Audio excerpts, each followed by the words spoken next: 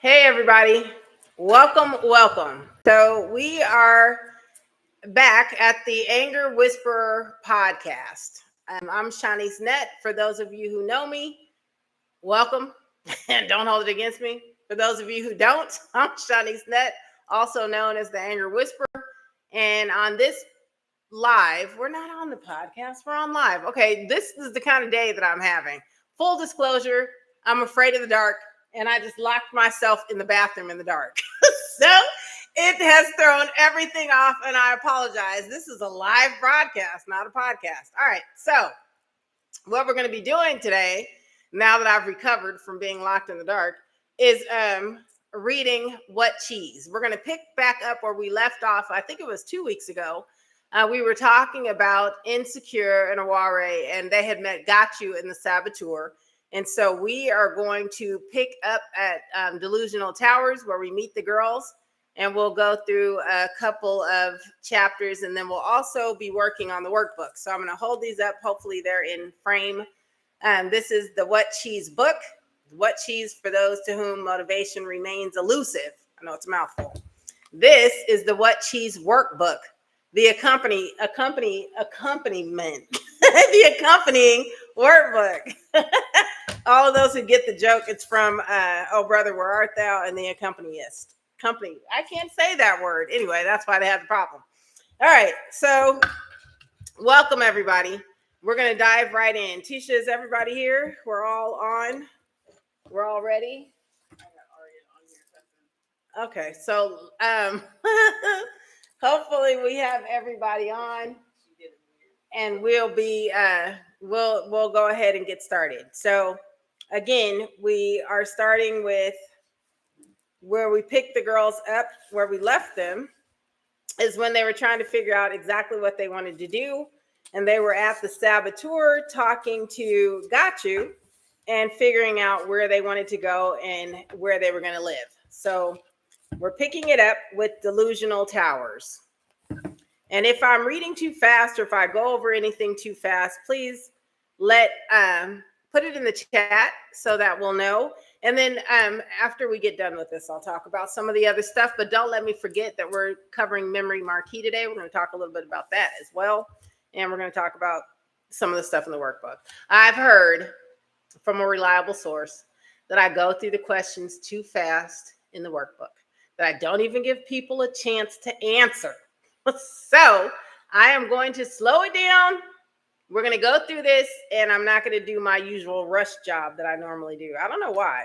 I don't know why everybody is rushed so much in life these days. Who is our new viewer? Amber Hall. Well, welcome, Amber. Welcome. All right. So we will get right into it. For those of you who have picked up the book, thank you very much for the support. For those of you who have yet to get it, it's my commercial, What Cheese. All right. So Delusional Towers. With that, we find Aware and Insecure on their moving day. Each of them packed up the lives they had believed were meant for them, preparing to move into the new unit they would share in Delusional Towers. Delusional Towers was a curious structure, unlike any other in the maze. The building seemed to have sprouted organically from the earth. Its rounded walls covered the lush grass roofs that appeared to blend seamlessly with the landscape around it. Its shape was unexpected, soft curves and natural forms, creating the illusion of something more whimsical than it truly was. From the outside, it looked like a comfortable haven, a place where dreams could take root and grow. Inside, the space was unexpectedly modern boho, designed to feel open and free, with a sense of lightness that made it appear welcoming at first glance. The rooms were decorated with natural wood furniture, woven rugs, and an array of artsy accents like dream catchers, succulent plants, and vintage books.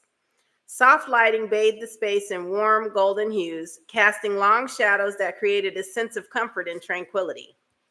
The furniture was arranged in a way that invited relaxation, with plush cushions scattered on couches and woven baskets holding knickknacks. Large windows let in the light, giving the illusion of endless open space outside, and flowing curtains framed the views, moving gently in the breeze. But beneath the calm aesthetic, there was a sense of illusion. The space was beautiful, but it lacked connection. Despite their outward charm, the open rooms felt empty, as though they were merely a distraction from something deeper. The girls living here, Insecure, Aware, and others, found themselves trapped in a loop of appearances. The lofty style rooms, designed to give the impression of progress and freedom, only masked the fact that they hadn't moved forward at all. The decorations were beautiful but hollow, like empty shells placed around a room, reflecting a life they longed to have but couldn't quite reach.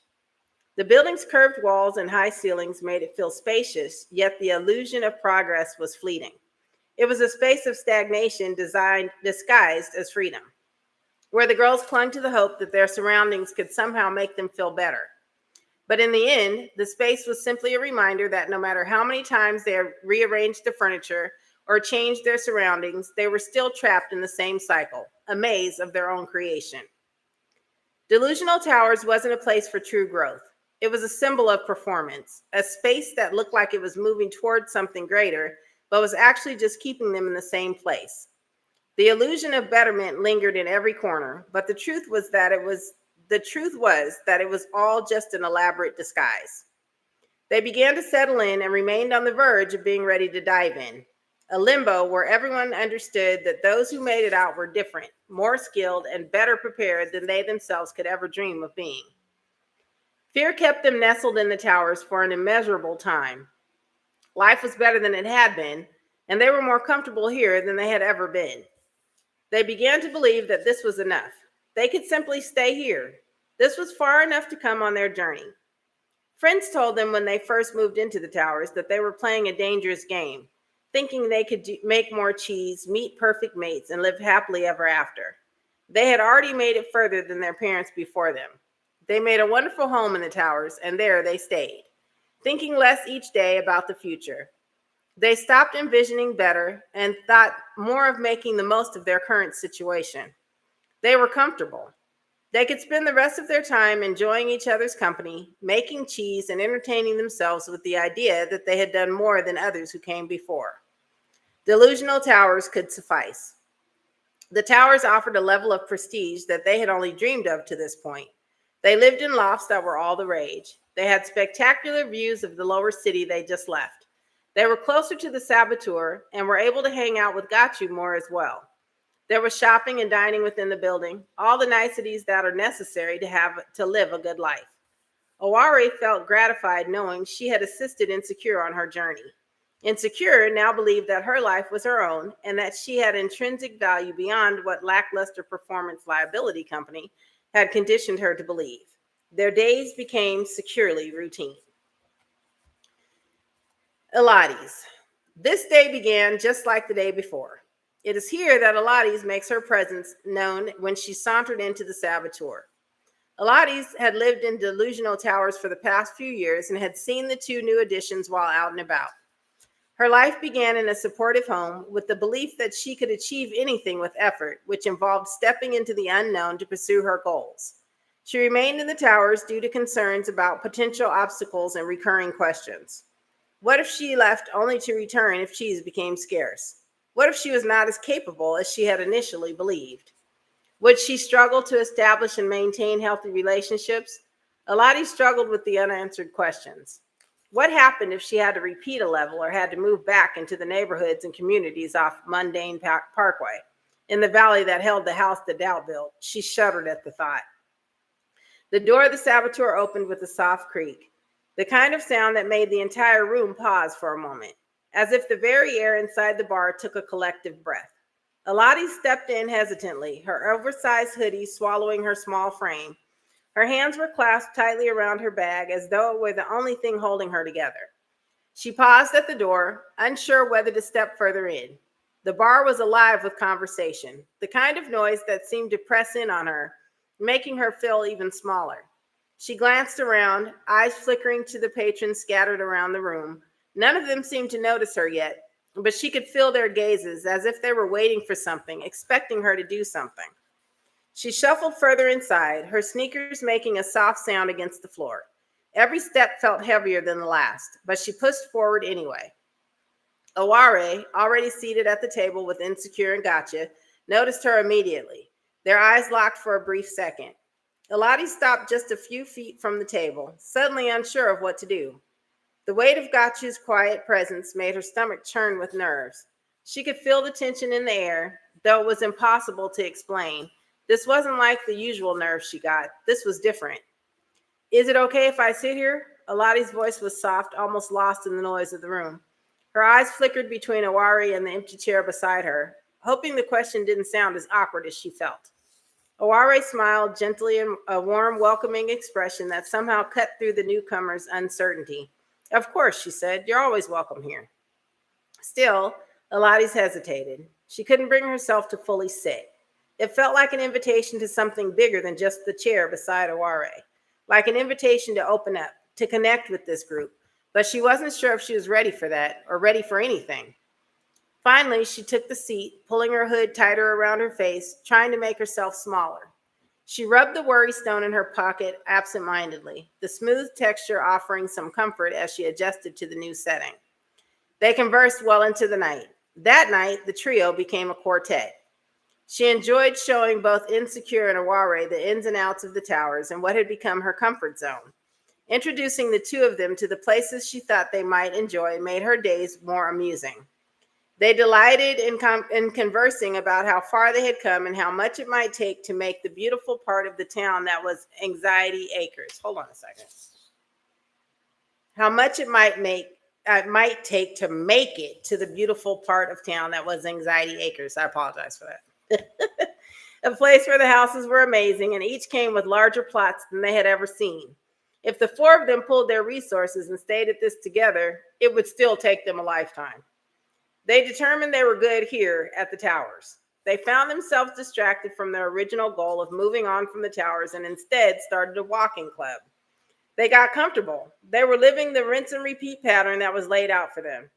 Gotcha noticed and was intuitively perturbed by the spark of hope that remained. Even Ilateez went on the walks with them. And although it was never spoken aloud, Gotcha knew she had dreams of doing better. And let's not forget Insecure, who began this journey in the house that Doubt built with I Could Do Batir, and still the spark was there. She had come this far, and that was the furthest she was supposed to be allowed to go, and yet that spark remained. It was Gotcha's duty to ensure that, just like those who came before, they would indeed remain locked in the safety of the maze. The saboteur was quiet, but not the kind of quiet that meant peace. It was the kind of silence that gnawed at you, heavy with unspoken questions, thick with the weight of what was left unsaid. The usual murmur of patrons lost in their own world was absent. Instead, there was only the sound of glass being wiped, the shuffle of feet on worn wood, and the occasional sigh of someone coming to grips with their own thoughts. Gotcha stood behind the bar, her eyes scanning the room with practiced ease, but her mind was elsewhere. And those ears, those big, beautiful ears, they often turned due to picking up any voice, even that of a whisper, and often noticed said voice before their owner did. It was in that moment, as Gotcha slid a drink across the bar, that a question drifted into her mind. A question she hadn't asked herself in a long time, but one that felt really relevant right now. When's the last time you stood in your own way? It wasn't a question that could be ignored, and it wasn't one she could answer. She had stood in her own way for so long, had let the maze define her actions, her choices. But these girls, these three were different. They had an energy about them, a hunger for something they didn't even know yet. Gotcha studied them closely as they settled in. Insecure, always looking over her shoulder, eyes darting nervously from corner to corner. Awari, quiet, yet you could tell her mind was always 3 steps ahead, calculating her next move. And Ilateez, shifting in her seat, her fingers nervously twirling a strand of hair as she watched the others, unsure of herself but longing for something more. She leaned in, almost involuntarily, and slid a drink toward Insecure, whose trembling hand reached for it. The silence between them was thick. You know, Gotcha said softly, her voice cool but not unkind, this place doesn't give you what you think it will. Most come here looking for answers and escape. And the only thing they find is more of the same. She paused, her gaze drifting over the girls. The question still hung in the air, unspoken but deeply felt. When was the last time I stood in my own way? Sometimes, Gotcha continued, the only thing standing between you and your way out of here is you. She met Insecure's eyes directly, the challenge lingering in her tone. You might think you're free. You might think you figured it out. But the maze is always a step ahead. She returned to cleaning a glass, her movements deliberate, measured. There was no anger in her voice, no malice, just a quiet, knowing certainty that they would learn the truth eventually. It would either break them or it would set them free. Gotcha had seen it all before. The dreams, the aspirations, the false starts. She had lived it herself, but even as she spoke, she couldn't help but feel that these girls weren't like the others. They were still stuck in the maze, yes, but there was something about them, a glimmer that made Gotcha wonder, could they make it out? Could I actually make it out? She watched them silently as they sat there. The weight of her words settled over them. The answer would come, she knew, but the question remained, would they be brave enough to face it? It absolutely is.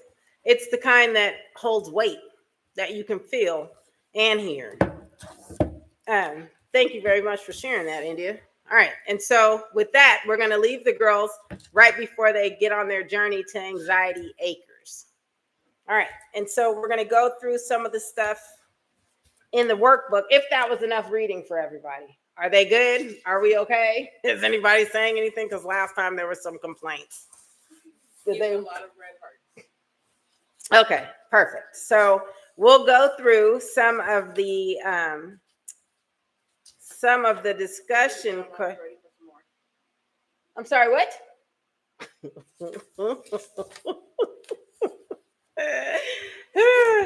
How many chapters are we in? Okay. So hold on. Let me take a drink. We will answer a couple of these discussion questions, and if we have time, we'll go back in and read another chapter. Read them all. First of all, I'm not reading them all in 1 hour show. Hold on.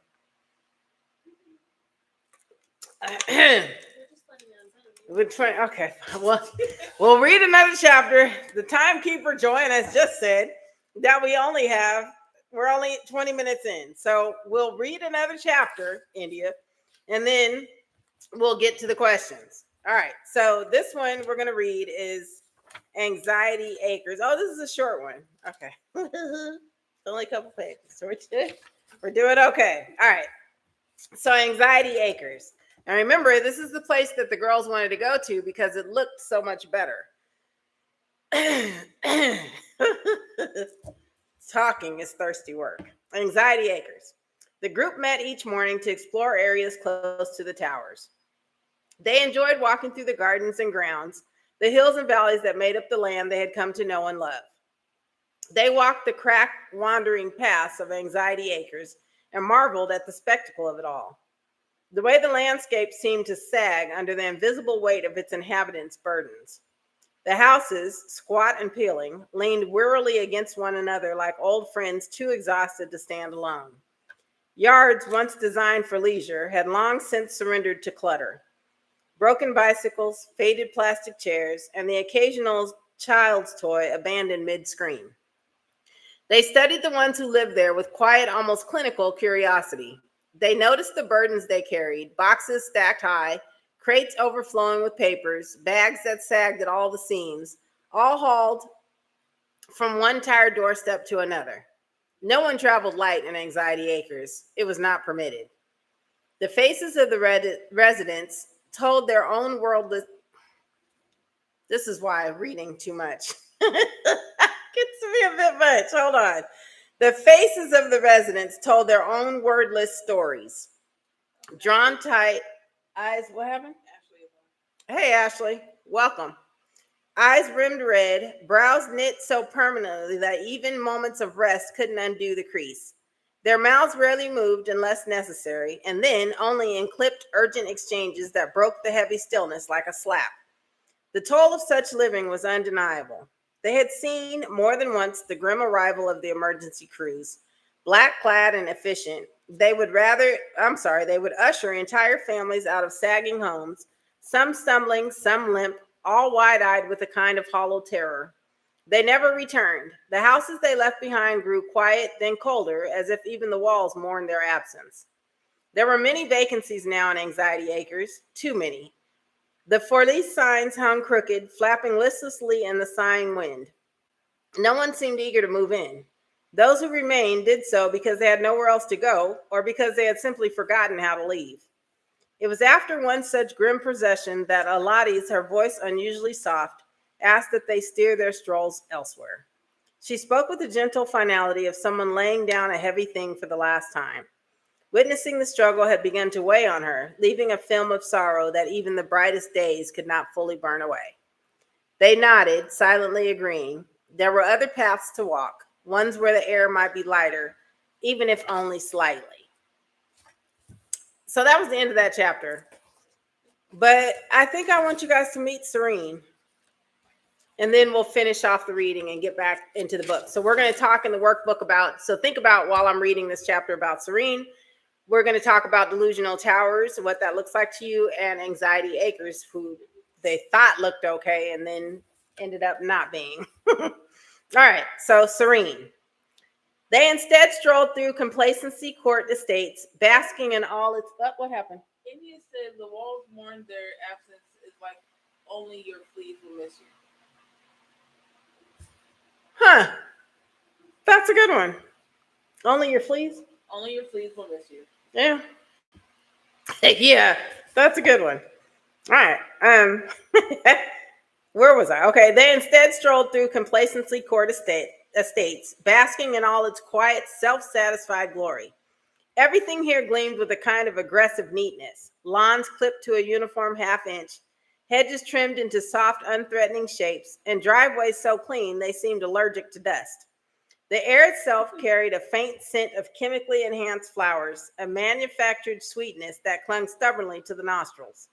Signs were posted at every entrance, on every corner, and at random intervals along the sidewalks. Small, stern plaques that announced in gold-trimmed lettering that these were private estates. No openings, no solicitations, no exceptions. The signs were not weathered. They were polished regularly, as if the very idea of newness had to be scrubbed away. The residents loved their homes and the area with a fierce, blinding devotion, so much so that no one ever left by choice.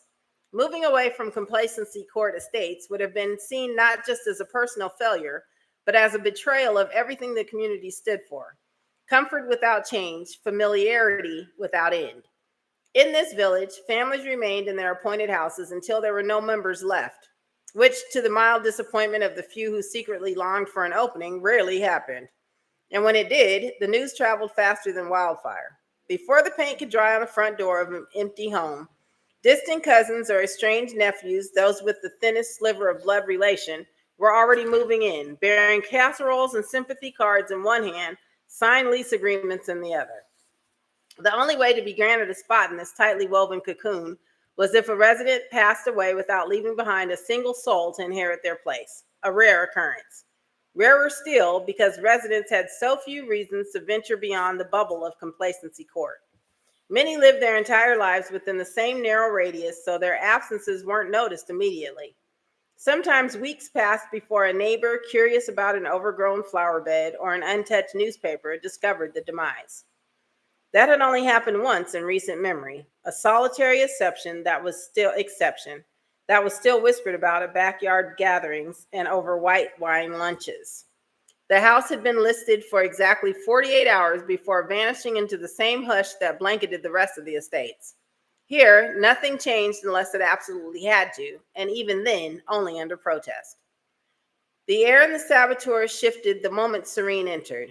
The usual chaotic energy of the place quieted just for a second, as if the very atmosphere recognized her presence.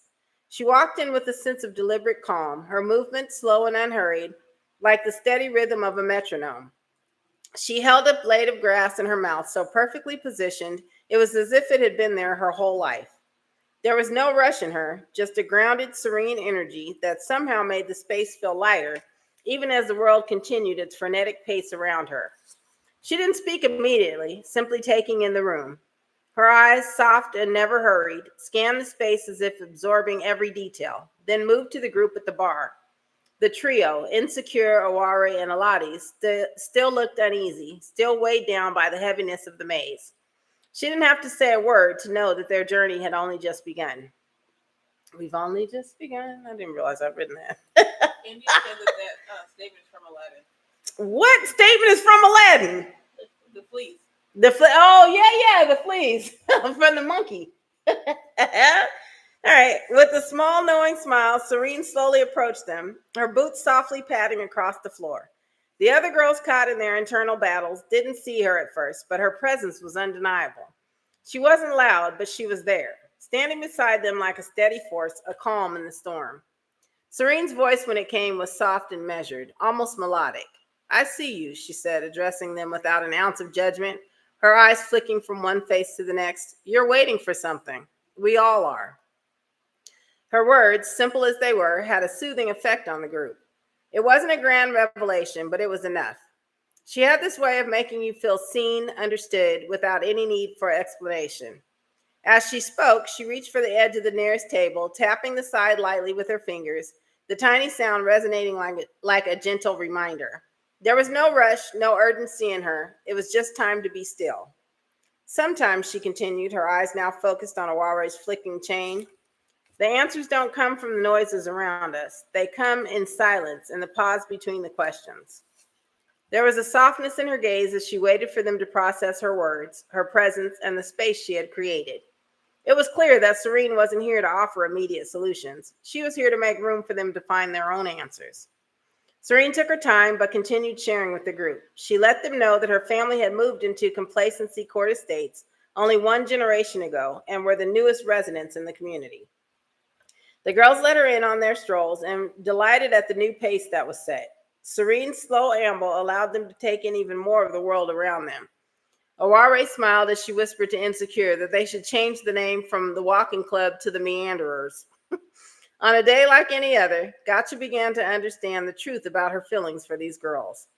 She stood at the bar with a knot in the pit of her stomach that was unlike anything she'd ever experienced. For the first time, she felt a quiet kind of hurt deep inside, the kind that doesn't scream but quietly settles into your soul. Because what was happening was real, too real. I wasn't supposed to care this much.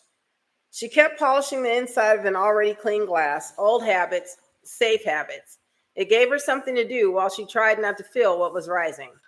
These girls, they weren't like the others who passed through the saboteur, seeking quick answers and disappearing before the ink dried on their doubt.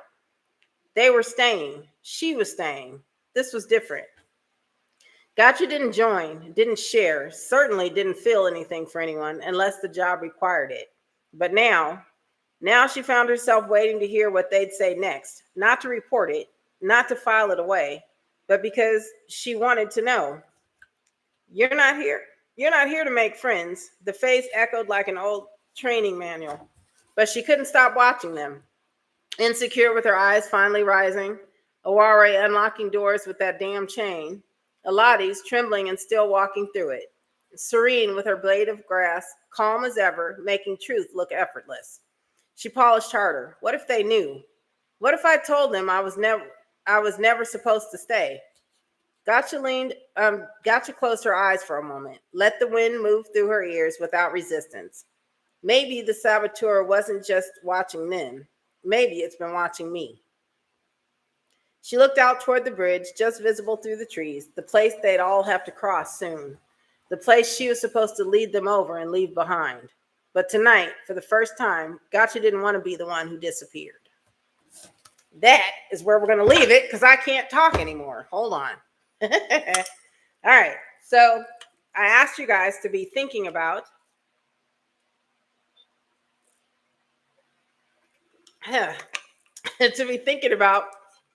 Delusional Towers and Anxiety Acres. And I think I didn't spend enough time in Delusional Towers. Everybody has lived in Delusional Towers where you think that things are one way because they appear that way.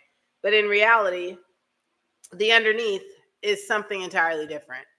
So we've all been there in one of those places. Put into the chat what your Delusional Towers is. My Delusional Towers was making fast money and how it seemed like everything was perfect. And of course it was perfect because I was making money.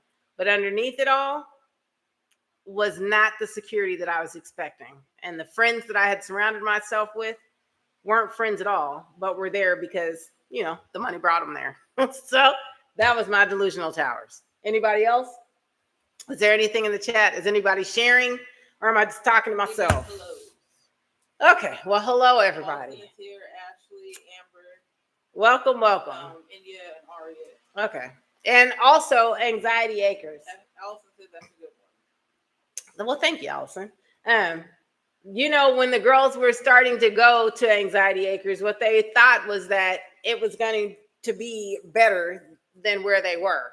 They thought it would be much better than Delusional Towers because they had these large yards, and saw that in reality, the walls were like sagging, the houses were sagging together, and the people that were there, because they wanted to do or thought they were doing a little bit better than Delusional Towers, were anxious and worried about making sure that they made it into the correct place. You and have that two answers to your question about Delusional Towers. Okay.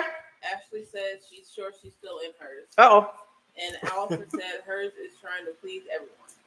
Okay. And thank you for sharing both of those.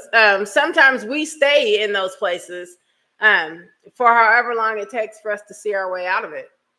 And, what was Allison? Say it again.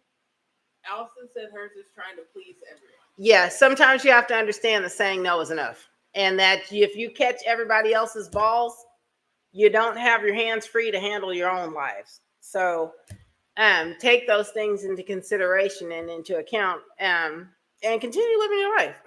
So if it seems that you're stuck in those delusional towers, just recognize them for what they are, and soon you'll be moving on to something else. And complacency courts, even though it seems like it's a wonderful place, is also somewhere you get stuck. And so we talk about that as we go through. You're absolutely right. We all need to get out of the maze that we create for ourselves. So here's a good question. I just opened up the book, just random. It's just random. It just happened. So, and I think we might have done this last week, but India said I went too fast. And so here we go. Fear often stops us in our tracks. If you were unafraid, what would you try? What happened? Aria said she escaped her tower and today is 4 years clean. Nice. Congratulations. Is it your birthday today, Aria? Is that what they call it? The sobriety birthday? Yay. All right. Congratulations. Happy birthday. That's wonderful. All right. So put in the chat, if you were unafraid, if fear wasn't holding you back at all, what would you try? Skydiving. That's a good one. I did parasailing. I woke up, went to get a cup. I think it's parasailing. What is it called? Is it parasailing when you find it? Okay, because I don't even remember. I'm not jumping off a cliff, but being put up on a boat. I went out for coffee and tried parasailing. I don't know what happened or how it happened, but it was a wonderful experience. And I think that if fear wasn't stopping me, if I was unafraid, what would I try?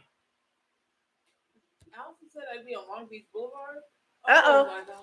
Oh, Lord. Okay, I would be a chef. If fear wasn't holding me back, I would be a chef. I would cook all these wonderful things that I know that I can cook, and I would pretend I was Gordon Ramsay. I would be coming up with all these meals, and I would probably be unafraid that people wouldn't like it. So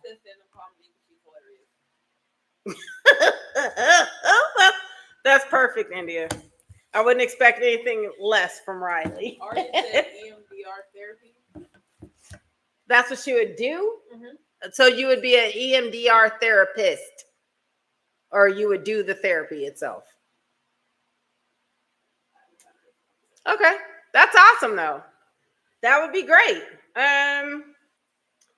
Who do I want to ask? Go to our India shows. Oh, that would be funny because our family does have issues. I'm trying to think of who else we should. Is anybody else in there? What would Amber try if she wasn't afraid? She's in there. She just hasn't commented yet. She said hello earlier. Amber, get to typing. What would you try if you weren't afraid? If fear had nothing to do with it? What else would I do? I'm thinking. I'd be okay in the dark.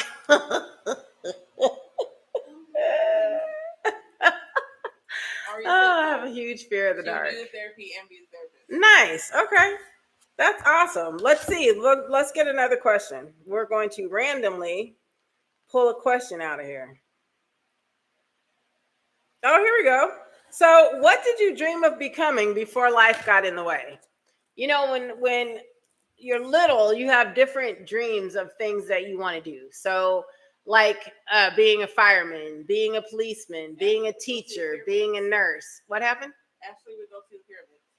If you weren't afraid of anything, you'd go see the pyramids. That's awesome. Afraid of the flight? Because that's a long flight from here to Egypt. Yeah. So I get that. Aria said she would go visit Eric's family in Thailand. If she wasn't afraid? What was the last question I asked? Before life got in the way. Okay, so that's good, Aria. Before life got in the way, though, what did you dream of becoming? I'm going to start. You know what I dreamed of becoming? I dreamed of becoming a mortician. I wanted to have a mausoleum. And I wanted to do it because I thought that I would be able to help families. And now I'm starting in Memory Marquee. What a perfect tie-in. So we'll get into that in just a bit, too. Okay, well, let's hear them. Ashley said she'd want to be a scientist and she'd want to find a cure for cancer. Nice. Aria said a marine biologist. Okay, a marine biologist, a person who cures cancer, a researcher. That's awesome. All right. Those are all good things. And what we need to remember is that life doesn't necessarily get in the way. It's just that we start paying attention to other things and our dreams aren't in the forefront anymore. So I think part of this conversation that we're having is that we can probably bring those things back to the forefront because those are awesome things. Researching the way to cure cancer is amazing. Marine biologist, amazing. I think I wanted to be a marine biologist at some point. And I like killer whales. She would have been a professional dancer. It made me think of her little Tiny Tots picture. I could have sworn that Allison said she wasn't anybody's dancing monkey, but that's awesome. Like Michael Jackson. Okay, I like Tiny Tots. I remember Tiny Tots. I remember the Tiny Tots uniform. I think it was a red boa around the collar. I remember. All right, so let's see. Let's find another question, and then. Oops. Yeah, that was Bishop that said marine biologist. Okay, that's good, Bishop. Marine biologist, I think, would be awesome. Excellent thing to do. Here's a question. Do you have or have you ever had a vision board? Something where you put all of your plans into something that you had a picture of, what you wanted, where you wanted to be. I think when I was in 9th grade, they had us do this thing about the house that we wanted to live in, the cars that we wanted to drive, and then how we would spend $1 million. So we put all of that stuff on our vision board. And I think mine was living in the French mansion with Robert McDaniel. So if you are on here, Robert, hey. But yeah, the French mansion it had a curved staircase that came down and all of this wood, and it was beautiful. And I kind of lived in the house on Basura Rose that had a curved staircase. And then I put also on my vision board recently, Bentleys. Oh. And I'm also going to put a Hummer on there. So create your vision board, put on there everything that you want it to be, and intentionally manifest the things that you want to happen. She does one every year, and that was her, the marine biologist, not Bishop. Oh, okay. And she does a vision board every year? Mm-hmm. Nice. She says she's never done one. She has a Pinterest, though, with all her houses that she'll never have. Why will she never have them? Pinterest is a good thing to do, but it doesn't mean that you never have it. It means that you're setting your intentions to be able to have it. So that would be awesome. All right. So I think that's pretty much it for the questions and for the reading. What I want to talk about is because we're not having a podcast tomorrow because of the holidays. And so the holiday itself, Thanksgiving, all I'm going to say about it is that try to live your life grateful every day for the fact that you're waking up, all the things that you can be thankful for. Let's just live our lives like that. There's in the book, The Secret, they talk about how when your feet hit the ground, you should say thank you. Thank you for being able to stand up. Thank you for being able to take that first breath that gets you out of bed. Thankful for all of the things that you have, and thankful for all the people that are in your life. So if you start each day with a level of gratitude, which I think I'm going to do from now on, I try to do anyway, but as positive affirmations, start with the thank you. Thank you for the gift of the day that you've been given, and try to take advantage of it.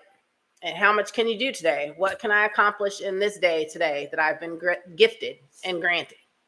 All right, everybody out there, be thankful for all the things that you have. I'm thankful for you tuning in with me. Thankful for the fact that we've had almost 1 million views, which is crazy. Thankful for the subscribers that we have. Thankful for the opportunities that we have.